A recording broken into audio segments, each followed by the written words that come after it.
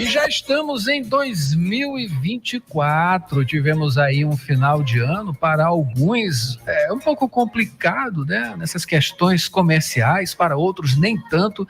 Temos perspectivas aí, temos coisas positivas, temos coisas negativas, claro, né? E a gente vai tentar destrinchar algumas dessas coisas aqui com o historiador econômico Luiz Eduardo Simões de Souza. Luiz, muito obrigado pela sua presença mais uma vez aqui no Rádio Opinião. Bom dia! Bom dia, Adalberto. Bom dia, pessoal da Rádio UFMA. Bom dia, você que está nos ouvindo. Feliz ano novo, né? Feliz ano novo, feliz ano novo. Sim, sim, já começamos um novo ano comercial. Um novo ano comercial, né?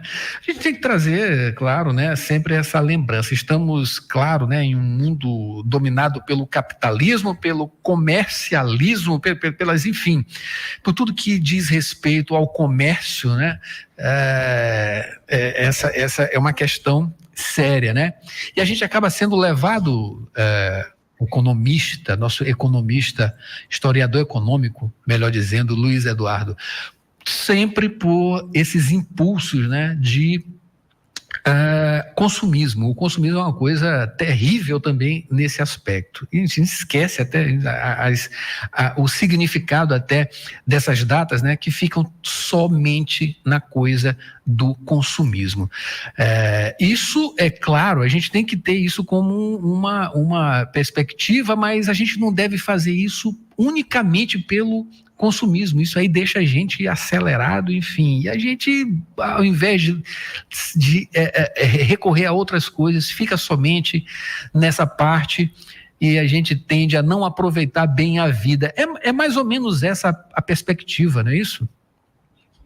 Olha, Adalberto, o pessoal normalmente costuma ir muito no 8 ou no 80, sabe?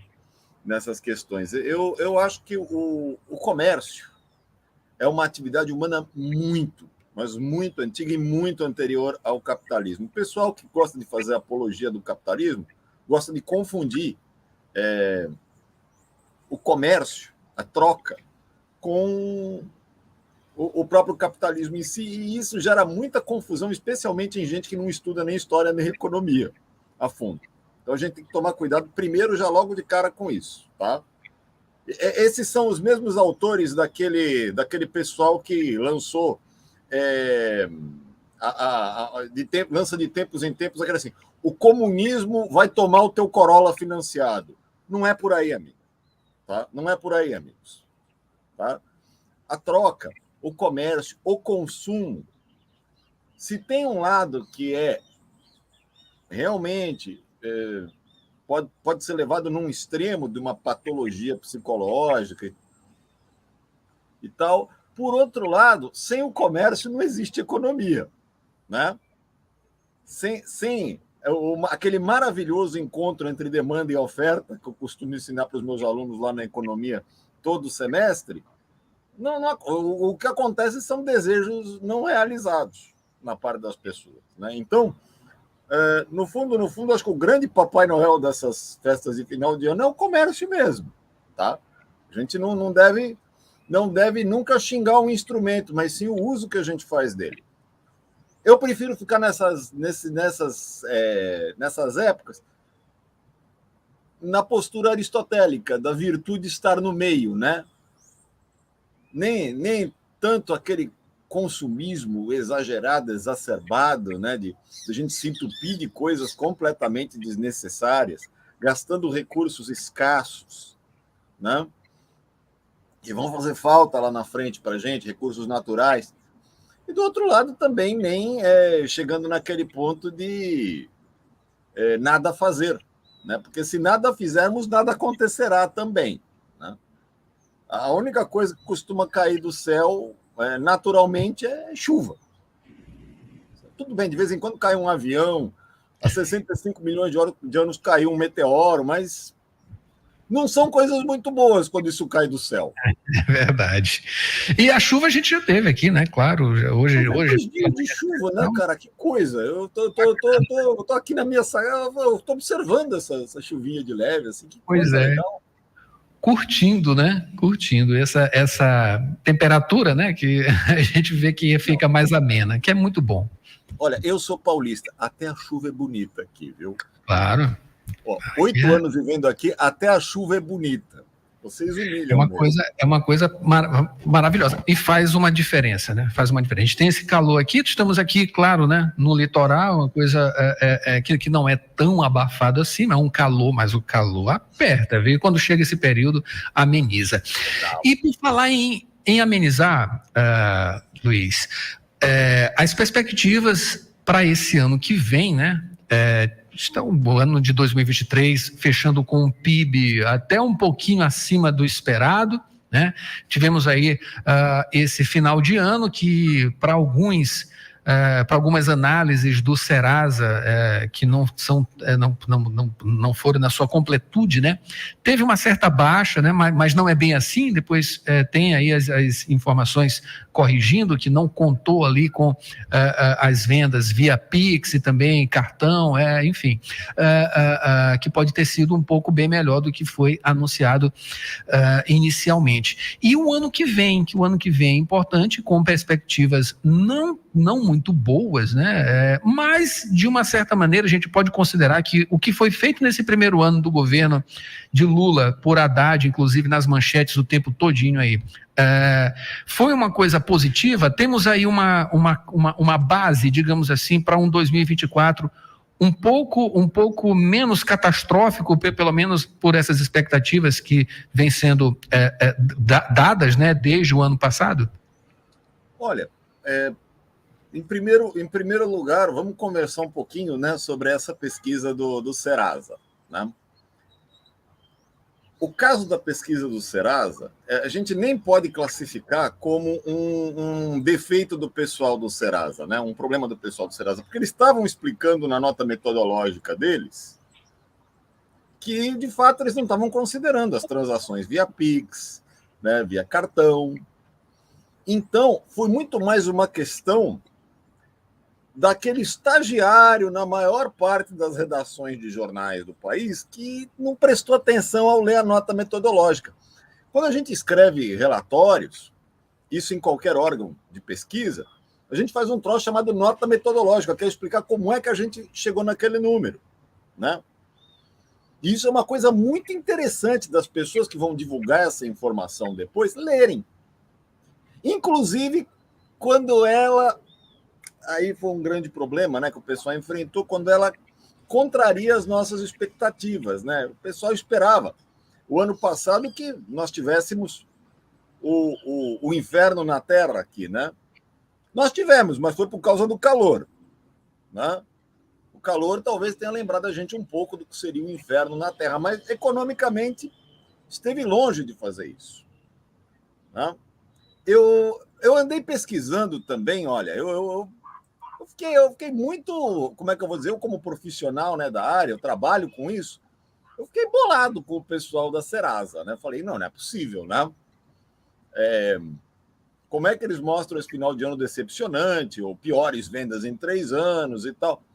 Mas aí você olha que na metodologia deles, eles não estavam considerando Pix e cartão de débito ou crédito, né? Mas só as consultas feitas à instituição.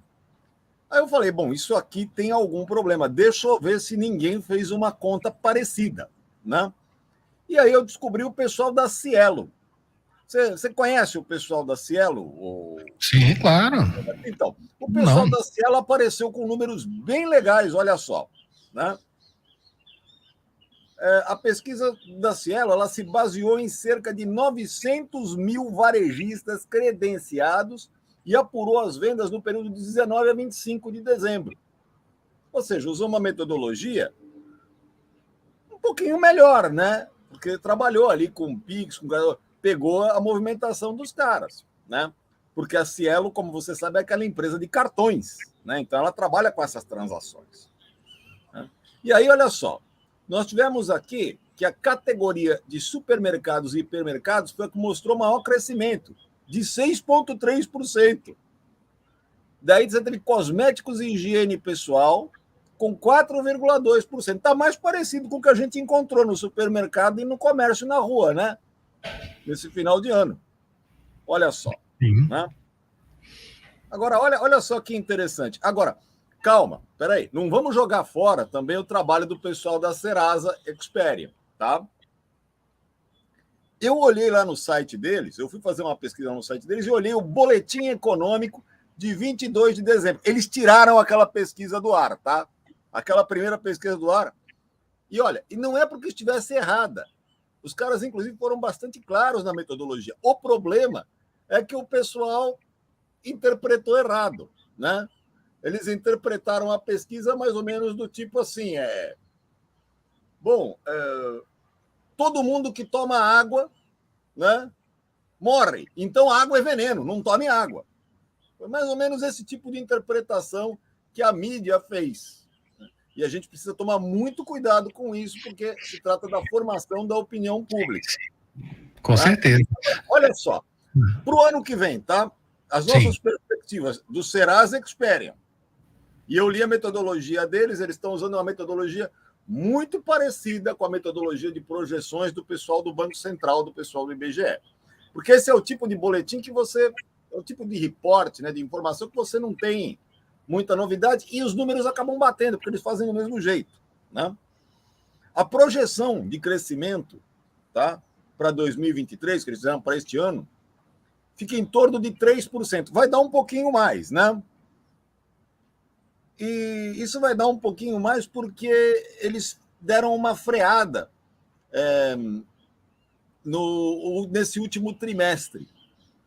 E a grande preocupação deles nesse último trimestre foi uma coisa para a qual eu gostaria de chamar a atenção para este ano que se inicia, né? Eu sei que está todo mundo feliz que a picanha está mais barata, que os víveres estão mais baratos no supermercado e tal. Mas tem uma questão aí que é muito importante. Nós temos uma retração no setor de agronegócio, tá? Da ordem de 3%. Tá? No último trimestre, de acordo com essa pesquisa da Serasa, que não é a mesma, é uma outra, é um boletim de longo prazo que usa uma metodologia mais consolidada, houve uma retração nesse setor. E isso acontece por quê? Isso acontece em boa parte em função da questão cambial no Brasil. Para o pessoal que estava esperando uma desvalorização cambial, tinha gente no começo desse ano querendo chutar o câmbio para 7, para 8 reais. Nós estamos com 4,8, pelo visto. Vamos fechar com o câmbio em 4,8. Né? Isso, por incrível que pareça, não favorece muito as exportações, né, do agronegócio. Claro que isso aumenta a oferta de produtos doméstica, né? Mas se a gente considerar que o crescimento econômico do país como um todo também é composto pelas exportações líquidas, você percebe que isso pode comprometer um pouquinho o nosso crescimento econômico, que pode ser aí de uns 3,3%, 3,4%, né? Numa perspectiva mais conservadora, vamos dizer assim. Agora, a boa notícia presente nessa previsão, o Adalberto, é que o nosso setor industrial teve, nesse último trimestre, um aumento de 0,6% nessa composição do PIB. Ele cresceu acima do PIB total agregado do último trimestre. Isso é uma notícia muito boa, porque significa uma recuperação da nossa indústria. Então, nós temos perspectivas aí para o ano que vem e para o próximo ano que são bastante positivas, tá? Luiz, o próprio governo, nesse bordão aí da desoneração, né, que queria acabar com a desoneração para justamente ter uma contabilidade um pouco mais inflada, né? Mas não obteve isso, né? Foi derrubado aí esse veto e vai continuar a desoneração da indústria, né? Que os principais aí líderes, né, da indústria nacional apontaram logo, olha, se acabar a desoneração, teremos aí uma queda de empregos, enfim. Isso aí vai nesse pacote, digamos assim, de ações do governo federal, foi uma tentativa, né? Enfim, vai continuar a desoneração. Como o país vai, digamos assim, mexer para que esse montante ele seja um pouco mais inflado, né? Já que não chegamos aí ao déficit zero em 2023, fica a expectativa para 2024, né? E claro, levando em consideração também, né, esse ambiente internacional. A gente teve até uma manchete agora, hoje pela manhã, falando justamente lá dos Estados Unidos, né, em relação aos juros, o que pode, de alguma maneira, beneficiar o Brasil, né? Isso pode acontecer, enfim, como vai ser essa arrumação, justamente, no ano que vem, para que se alcance esse tão perseguido déficit zero, enfim. E tem outro aspecto também que eu queria que o senhor comentasse, que está justamente na crítica de quem está mais alinhado ali, digamos, ao bolsonarismo, enfim, quem de oposição ao governo federal, que é justamente a questão de um rombo fiscal. Qual essa realidade? Qual a análise sobre essa realidade? Essas, né, no caso que eu acabei de citar. Essas, vamos lá. Primeiro, a gente precisa colocar uma coisa aqui no lugar. Vamos lá, eu vou estalar os dedos e vocês vão acordar desse transe de achar que déficit zero é uma coisa boa. Ó, 1, 2, 3, hein? Qualquer manual de macroeconomia mais sério que você for checar, que a gente for ensinar lá na graduação, que a gente for discutir em política econômica, vai dizer, e isso foi inaugurado por um cara chamado John Maynard Keynes, lá em 1936, tá? Lá atrás. E, pelo visto, parece que ninguém andou questionando o que ele colocou na teoria macroeconômica, que não existe esse troço de déficit zero como um elemento promotor do crescimento ou do desenvolvimento de um país. Todo país saudável economicamente, ele tem um pouco de déficit público. Um déficit público que vai corresponder ao quê? Até 6, 7% do PIB. Inclusive, se a gente observar os anos de crescimento econômico no início do século aqui no país, você vai perceber essa razão. Tá? Então, o déficit zero é uma espécie de falácia. Tá? Isso aí a gente precisa já tirar da mesa. Já tirar da mesa porque está cheirando mal. Certo? Vamos tirar isso da pauta, porque da pauta de discussão macroeconômica, porque não se sustenta do ponto de vista da macroeconomia séria. E aqui, provavelmente, o meu colega José Oreiro, que está nos assistindo, deve estar feliz da vida de ouvir isso, né? Porque a gente vê o pessoal embarcar muito nessa conversa. E, para isso, eu posso te dar um argumento muito simples, que eu aplico quando eu dou as aulas, ou a parte de macroeconomia das minhas disciplinas. O que corresponderia a déficit zero? Corresponderia ao governo gastar aquilo que ele arrecada.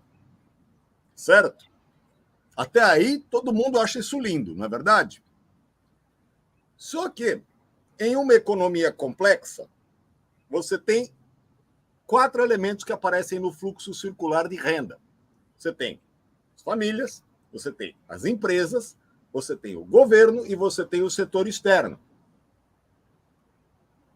Um dos papéis do governo é realizar, através das despesas ou dos gastos ou dos investimentos, a redistribuição do produto. Então, se ele faz um trabalho de soma zero, ou se o governo dá lucro, né, dá resultado positivo, por assim dizer, adivinha de onde sai essa diferença? Essa diferença vai sair dos outros setores. Vai sair das empresas? Eu acho que não, porque olha só, o pessoal está reclamando agora que me parece que o governo editou uma medida provisória, né, que a desoneração que aconteceu sob as condições especiais da pandemia lá atrás, para evitar uma quebradeira de empresas, tentou virar lei, né? Porque talvez essas empresas tenham dado alguns telefonemas para alguns parlamentares fazerem isso. Esqueceram de ligar para o pessoal do executivo que fez essa medida provisória, né? E parece que essa medida provisória está sendo articulada, foi articulada também, as últimas notícias, pelo menos que eu tenho, é que isso está sendo articulado, né, no legislativo para ser mantido. Então, Sim. me parece que deu ruim para o pessoal que financia, através de propagandas, a imprensa que vai provavelmente... Eu acho que não deve existir essa relação de causa, tá? Eu acho que a nossa imprensa é isenta, que eles não vão ficar defendendo o patrão. Agora, se o patrão não vai pagar, vocês acham que o setor externo é que vai pagar? Adivinha quem vai pagar? Pois é. A gente, né? Pois é. Agora, eu, como brasileiro, eu prefiro que nesse momento em que as empresas tiveram essa benevolência do governo, que não serviu para aumentar o nível de emprego, né? Porque o pessoal falou que a desoneração da folha de pagamento aumentaria os empregos, e isso não aconteceu, né? Eu não sei se foi falta de oração, tá? Eu acho que faltou a gente orar por isso. Eu faço aqui a meia-culpa, porque eu não orei, né? A culpa deve ser minha, tá? Agora os caras estão querendo que se mantenha uma situação especial. Eu adoraria, por exemplo, também que na época da pandemia a gente não pagasse imposto de renda, olha só. E continuasse depois disso. Mas eu não tenho o telefone desses deputados. Não tem o telefone, né, dos parlamentares. Eu também não tenho como pagar uma propaganda no meio do jornal ali, a minha propaganda dizendo que eu sou sustentável, que eu sou pop, que essas coisas. Se eu tivesse, eu faria isso. O seu círculo de amigos, Luiz, está se resumindo a mim aqui, no caso, para a gente trazer aqui essas informações. Tem mais 4 gatinhas aqui em volta. Tem os gatinhos, né? E o BenTV, né? Que teve um BenTV aí na tua varanda, né? Que, enfim, nos agraciou com um belo cantar, né? Digamos assim. Está caindo na conversa de uma das gatas. Eu vou avisar esse cara para dar linha logo, pode ficar ruim para ele. Pode ficar ruim para ele. Ela está defendendo o déficit zero para ele. Esse déficit zero. Enfim, Luiz, a gente conta com você, claro, né, em outros momentos aqui para desenvolver esse diálogo sobre economia, né, sobre economia, nesse ano que vai ser importante também, até porque é um ano eleitoral, né, mais um ano eleitoral, e inclusive com algumas tentativas, né, que já tiveram de juntar aí esses anos, fazer em um ano só as eleições majoritárias estaduais, federais, municipais, enfim, das câmaras, das câmaras estadual e municipal. Enfim, mas isso aí eu acho que não vai dar certo, né? Vamos ficar de 2 em 2 anos mesmo. Deixa eu contar só uma historinha sobre o PIB, que é interessante. Vai. O Brasil tem uma taxa histórica de crescimento. Se a gente pegar os últimos 202 anos de Brasil independente, você vai encontrar uma taxa histórica de crescimento do PIB, uma média geométrica de crescimento do PIB, que fica sempre entre 1 e 1,5%. Todo mundo conhece essa história, tá? Todo mundo conhece isso dos relatórios. Então, sempre que a gente olha nas projeções de PIB para o ano que vem, para o ano seguinte, quem não fez direito à lição de casa, chuta 1,5%. Tá? Eu só estou avisando isso para o pessoal que for ler as projeções, então, que se aparecer 1,5%, Sim. O cara está indo no crescimento vegetativo, tá? Que é uma maneira de você estimar o PIB a partir do crescimento populacional. Quem fez isso pela primeira vez, de maneira descrita, foi um economista muito famoso na história do Brasil, chamado Celso Furtado. Isso aparece lá em Informação Econômica do Brasil, tá? Então, sempre tem essa regrinha de bolsa. Se o cara falar, olha, eu estou chutando 1,5%, ele não está levando em consideração demais variáveis conjunturais que podem puxar isso um pouco para cima ou um pouco para baixo. Era só isso. Beleza. Vamos ver, né, se isso vai se confirmar. Bom, eu acabei de conversar aqui com o Luiz Eduardo Simões de Souza, ele é historiador econômico e trouxe algumas informações, comentou, né, e claro, trouxe com muita peculiaridades, né, no seu falar, as informações da economia. A gente agradece, Luiz, né? Você para outros momentos, tá? Tá bom, um grande abraço, Adalberto, até mais. Maravilha.